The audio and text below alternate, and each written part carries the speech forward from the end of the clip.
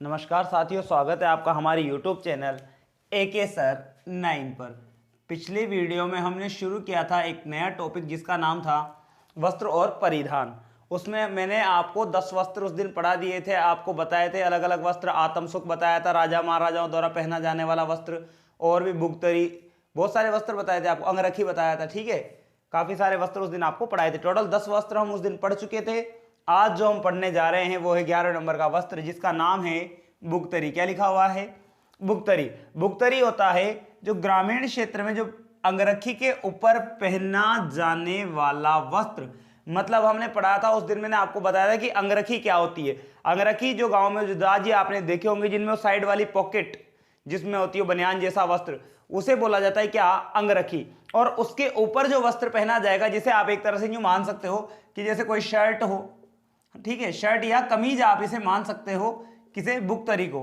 तो शर्ट या कमीज जो होती है उसे ही क्या बोला जाता है? याद रखने के लिए बता रहा हूं कि भाई उसके ऊपर पहना जाता है, होता थोड़ा सा अलग है, लेकिन बुगतरी किसे बोलेंगे?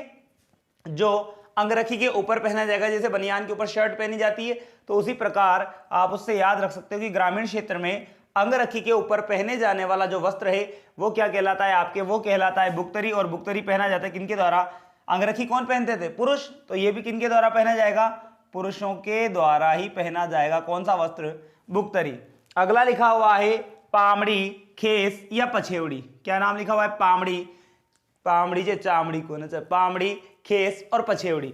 देखो जो यहां पर लिखा हुआ है कि ग्रामीण क्षेत्र में जो पुरुष होते थे उन पुरुषों के द्वारा ओढ़ी गई शॉल, शॉल कह सकते हो, या जो सूती चद्दर आती है हल्की सी कामड़ी, जैसा आपने, एक तो जो कामड़ो जो थोड़ा मोटा होता है और एक होती है कामड़ी जो थोड़ी पतली होती है, नॉर्मल शॉल की तरह होती है, जो सूती आती है। ठीक है, तो ओढ़ी गई सूती शॉल कहां पर? ग्रामीण क्षेत्र के पुरुषों द्वारा ओढ़ी गई सूती शॉल, वो कहलाती पामड़ी, खेस या पछेवड़ी। पछेवड़ी में देखो इनमें अंतर है थोड़ा सा, नाम जैसे अलग अलग है तीनों के, पामड़ी, खेस और पछेवड़ी, तो थोड़ा सा अंतर आ जाता है। जो पछेवड़ी ये थोड़ी सी मोटी होती है, ठीक है, मोटी सूती चद्दर जैसी होती है, होती तो शॉल ही ओढ़ने की होती है, लेकिन ये थोड़ी सी अलग होती, थोड़ी सी मोटी हो जाती, तो वो पछेवड़ी कहलाती है। पर बाकी नाम एक जैसा ही है, तो पामड़ी, खेस या पछेवड़ी तो क्या कहा जाएगा? जो ग्रामीण क्षेत्र के जो पुरुष हैं उनके द्वारा ओढ़ी गई सूती शॉल, वही क्या कहलाएगी? वो कहलाएगी आपके पामड़ी, खेस या पछेवड़ी। ठीक है, नेक्स्ट लिखा हुआ है देपाड़ा। देपाड़ा या देपाड़ा। देपाड़ा या देपाड़ा जो है पूछा हुआ क्वेश्चन है।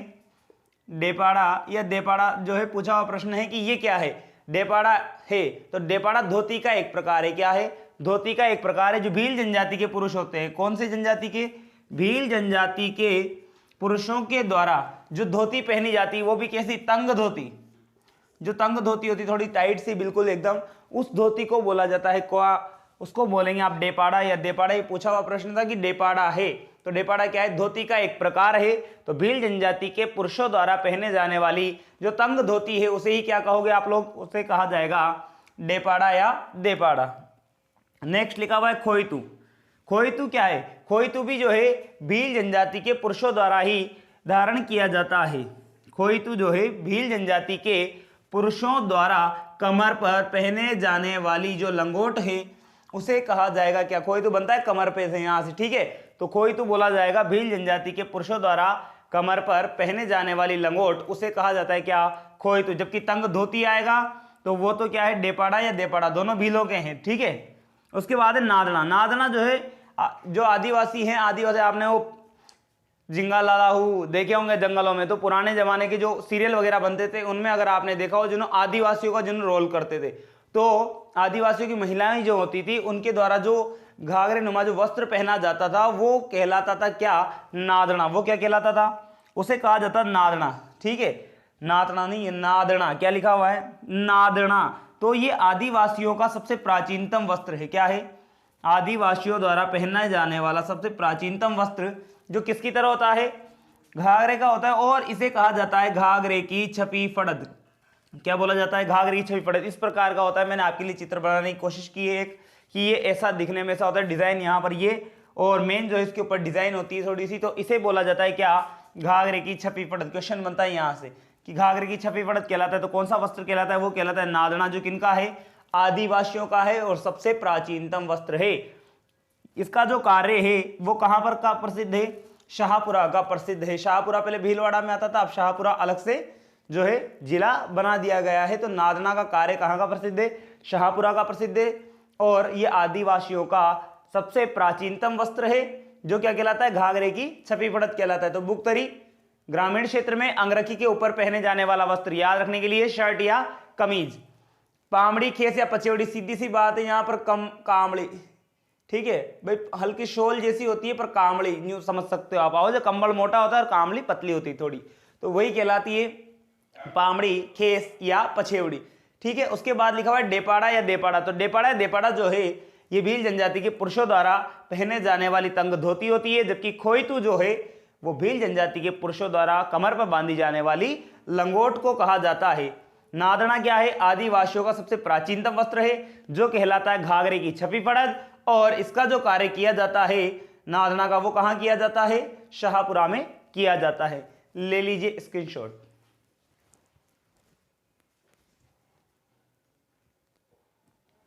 चलिए आगे बात करते हैं। यहां पर अब लिखा हुआ है लहरिया। लहरिया जो है किनके द्वारा ओढ़ा जाता है? लहरिया ओढ़ा जाता है महिलाओं के द्वारा। लहरिया एक लहरदार ओढ़नी है। क्या है ये? एक लहरदार ओढ़नी होती है, जो कि मुख्यतः कब ओढ़ी जाती है? एक तो श्रावण के महीने में, और तीज के अवसर पर ओढ़ी जाती, गणगौर वगैरह पर भी ये जो धारण कर लिया जाता है। तो लहरिया जो है मेनली जो है श्रावण में ओढ़ा जाता है। तो लहरिया क्या है? एक लहरदार ओढ़नी होती है। ये मैंने यहाँ पर ये फोटो बनाया हुआ है, मतलब इस पर लहरियों की जो है डिजाइन होती है, लहरदार डिजाइन होती है, इसीलिए इसको बोला गया है लहरिया। और ये क्या है? एक ओढ़नी का एक प्रकार है। ओढ़नियाँ अलग अलग प्रकार की आती है, लहरिया है, बंदेज है, केरी भात की ओढ़नी, पावली भात की ओढ़नी, बहुत सारी अलग अलग पढ़ेंगे अपन, ठीक है, ताराबाद की ओढ़नी। तो ये जो है लहरिया कहाँ का प्रसिद्ध है? जयपुर शहर का प्रसिद्ध है। गाना भी सुना होगा, सतरंगी लहरियो, है ना। तो सतरंगी लहरियो मतलब इसमें 7 रंग हों। तो लहरिया जो है जयपुर शहर का प्रसिद्ध है। लहरिया ऐसा होता है, ये डिजाइन मैंने बना दी, यहाँ पर लहरदार डिजाइन होती है, इसीलिए इसको बोला गया है क्या? लहरिया। होती क्या है? एक साधारण सी ओढ़नी होती है, बस उस पर लहर की डिजाइन बनी होने के कारण उसे क्या कहा जाता है? उसे कहा जाता है लहरिया, ठीक है। उसके बाद लिखा हुआ है बंदेज। बंदेज क्या है? बंदेज एक विशेष डिजाइन की ओढ़नी है। बंदेज भी क्या है? एक ओढ़नी का ही एक प्रकार है। और ओढ़नी किनके द्वारा? महिलाओं के द्वारा, है ना। ओढ़नी, ओढ़ के ना, वो ओढ़नी वही बात है, चुनरी टाइप की होती थोड़ी सी। तो एक विशेष डिजाइन की ओढ़नी वो क्या कहलाती है? वो कहलाती है आपके बंदेज। ये भी कहाँ का प्रसिद्ध है? ये भी जयपुर का ही प्रसिद्ध है। जयपुर के ही प्रसिद्ध है दोनों चीजें। कौन कौन सी? लहरिया भी जयपुर का प्रसिद्ध है, और बंदेज भी कहाँ का प्रसिद्ध है? जयपुर का। लेकिन बंदेज का जो सबसे ज्यादा काम किया जाता है वो किया जाता है आपके कहाँ पर? सर्वाधिक कार्य मैंने लिखा है यहाँ पर सुजानगढ़। और सुजानगढ़ कहाँ पर है? चूरू में। पता है आपको, जिला बनता बनता रह गया कौन सा? सुजानगढ़, है ना। तो इसका जो कार्य किया जाता है किसका? बंदेज का सर्वाधिक कार्य है वो किया जाता है सुजानगढ़ चूरू में। ये ऐसी एक ओढ़नी होती है जो विशेष डिजाइन की बनी होती है, ठीक है, उसे बोला जाता है क्या? बंदेज। बंदेज मंडी कहाँ पर है? बंदेज मंडी जोधपुर में है। और अगर पूछ लिया जाए कि इसका जो प्रमुख केंद्र है, बंदेज के कार्य करने का जो मुख्य केंद्र है वो कौन सा है? वो सीकर है। प्रमुख केंद्र कौन सा? अलग है, सीकर। देखो तीनों बातें अलग अलग है। प्रमुख केंद्र तो सीकर है। बंदेज मंडी पूछ ली जाए तो जोधपुर में है, जबकि बंदेज का जो सबसे ज्यादा काम किया जाता है वो सुजानगढ़ चूरू में किया जाता है। और जो बंदेज की जो डिजाइन है, जो चुनरी आती है, ओढ़नी आती है बंदेज की, वो कहाँ की प्रसिद्ध है? वो है आपके जयपुर की प्रसिद्ध है। तो चारों बातें अलग अलग लिखी हुई। जयपुर, सुजानगढ़ चूरू में क्या याद रखना है कि सबसे ज्यादा काम सुजानगढ़ चूरू में, जबकि बंदेज मंडी जोधपुर। और प्रमुख केंद्र कहाँ पर है इसका? बंदेज का, तो वो है आपके सीकर के अंदर, जो एक विशेष प्रकार की ओढ़नी होती है। तो दोनों प्रकार किसके हैं? ओढ़नियों के प्रकार हैं। लहरिया भी एक ओढ़नी है, बस उसमें लहरदार डिजाइन होती है, वो भी जयपुर का प्रसिद्ध है। और बंदेज में एक विशेष डिजाइन होती है, इसीलिए उसको बोला गया है क्या? बंदेज, ठीक है। ले लीजिए स्क्रीनशॉट।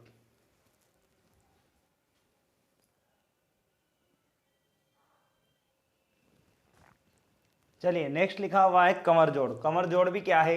एक ओढ़नी है। क्या है? ओढ़नी ही है कंवर जोड़।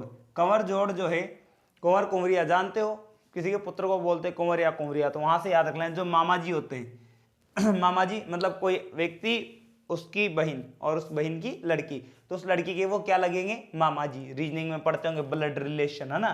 तो मामा द्वारा भांजी के विवाह के अवसर पर, जब व्यक्ति है और उसकी भाणेज का जो है विवाह है, भांजी का विवाह है, तो क्या होगा? उस विवाह के अवसर बताने आज मोसाड़ो ले रहा हूं, है ना। तो उसी टाइम पर जो है मामा के द्वारा भांजी के विवाह के अवसर पर भांजी के लिए, किसके लिए लेकर आएगा मामा जी लेके आएंगे भांजी के लिए। तो भांजी के लिए लाई गई जो ओढ़नी है उस ओढ़नी को बोला जाएगा क्या, कमर जोड़। चोरी को ब्याह हो, मामा जी एक चुनरी ले रहा है, ओढ़नी ले रहा है, जो वह ओढ़नी जो है वो क्या कहलाएगी आपके, वह कहलाएगी तुम्हारे कमर जोड़, ठीक है। लेकिन फिर छोरी के लेकर थोड़ी जाओ, छोरी की मम्मी को लेकर भी तो ले रहा होगा, मतलब अपनी बहन के लिए भी तो वो व्यक्ति कुछ ना कुछ लेकर आएगा। तो मामा जी द्वारा बाण जी की मम्मी बोले तो उनकी खुद की बहन के लिए, किनके, वो जो व्यक्ति लेकर के आ रहा है उनके लिए लाई गई जो ओढ़नी है, फिर उसे क्या कहेंगे, उसे कहेंगे अपन बाला चुनड़ी। क्या कहेंगे, बाला चुनड़ी कहा जाता है। तो अगर मामा जी द्वारा भांजी के लिए लाई जा रही है विवाह के अवसर पर ओढ़नी, तो वो तो कहलाएगी कमर जोड़। जबकि अगर वो माता के लिए लेकर के आ रहे हैं, उस जो बालिका का विवाह है उसकी माता के लिए, मतलब वो व्यक्ति अपनी बहन के लिए कुछ लेकर के आ रहा है ओढ़ने की, तो उसे बोला जाएगा क्या, बाला चुनड़ी। अगला लिखा हुआ है पोमचा। पोमचा से क्वेश्चन आते हैं, ठीक है। पोमचा जो है, पोमचा इंपॉर्टेंट है और इससे प्रश्न बनते हैं। ये क्या है, एक रंगाई छपाई की कला है और एक प्रकार की क्या है, सीधी सी बात है, तो ये भी एक ओढ़नी ही है। पोमचा भी क्या है, ओढ़नी ही है। और क्या है, जब देखो पोमचा रंगाई छपाई का केंद्र और दो प्रकार का मेनली होता है, एक तो होता है पीले रंग का और एक होता है गुलाबी रंग का, ठीक है। तो मैंने लिखा है यहाँ पर, जब भी मान लो कोई महिला है और उस महिला को जो है पुत्र प्राप्ति होती है, तो उस महिला को जो पुत्र हुआ है उसकी खुशी में उधर से जो मातृपक्ष है उस महिला का पीहर पक्ष जो है वो उसके लिए भेजेगा क्या, अगर लड़का हुआ है तो भेजेगा क्या, पीला पोमचा। क्या भेजेगा, पीला पोमचा। लेकिन अगर उस महिला को लड़की हुई है तो वहां से भेजा जाएगा क्या, गुलाबी पोमचा। तो पोमचा जो है रंगाई छपाई की कला है, ओढ़नी है एक तरह की, क्या है, ओढ़नी है, और दो प्रकार का है मेनली, एक तो है पीला पोमचा और एक होता है गुलाबी पोमचा। ये भेजा जाता है किसके द्वारा, जिस महिला को पुत्र या पुत्री की प्राप्ति हो उसके पीहर पक्ष द्वारा, ठीक है, पीहर पक्ष या मातृपक्ष द्वारा। तो मैंने लिखा है यहाँ पर कि पुत्र जन्म के अवसर पर मातृपक्ष द्वारा या पीहर पक्ष आप इसे कह सकते हो, माता के लिए क्या भेजा जाएगा, पीला पोमचा। अपन छोरा को कहेगा मारा लाल मारा पीला, तो याद रखा लीजिए, छोरा को लेकर जो भेजे जाओ, जब छोरो होगा तो माता के लिए जो भेजा जाएगा वो कौन सा होगा, पीला पोमचा। जबकि लड़कियों का फेवरेट कलर कौन सा, गुलाबी। इसलिए जब अगर लड़की पैदा होगी तो उस माता के लिए जो भेजा जाएगा पुत्री जन्म के अवसर पर, वो कौन से कलर का पोमचा भेजा जाएगा, गुलाबी कलर का पोमचा भेजा जाएगा। और पोमचा जो है कहाँ के प्रसिद्ध है, ये आपके जयपुर शहर का प्रसिद्ध है। ज्यादातर जो ओढ़नियां हैं वो आपके कहाँ की प्रसिद्ध है, चाहे वो बंदेज हो, चाहे लहरियां हो, चाहे पोमचा हो, ज्यादातर जो भी आपके ओढ़नियों के प्रकार हैं वो आपके जयपुर शहर के प्रसिद्ध है, क्योंकि जयपुर शहर में ही रंगाई छपाई इनके सबके कार्य ज्यादा होते हैं, ठीक है। तो इसीलिए ज्यादातर जो भी अगर पेपर में कुछ नहीं आ रहा, अगर कोई ओढ़नी का प्रकार है तो कहाँ टिक कराना, जयपुर कराना, मतलब 100 में से 80% चांस तो हैं कि जो है वो राइट होगा, क्योंकि पोमचा हो चाहे कोई सा भी हो, ओढ़नियां ज्यादातर कहाँ की प्रसिद्ध है, जयपुर की। तो कमर जोड़, भाण जी का विवाह है, मामा जी लेके आए ओढ़नी, तो वो तो कहलाई कमर जोड़। जबकि उसकी मम्मी के लिए जो लेकर के आए वो कहलाएगी क्या, बाला चुनड़ी। और पोमचा तो आप समझ ही गए, पुत्र होगा तो उस माता के लिए जो मातृपक्ष द्वारा भेजा जाएगा वो ओढ़नी जो होगी वो क्या कहलाएगी, पीला पोमचा, ठीक है। और गुलाबी कलर का कब भेजेंगे, जब उस महिला को लड़की की प्राप्ति होगी, ठीक है। तो ले लीजिए आप स्क्रीनशॉट।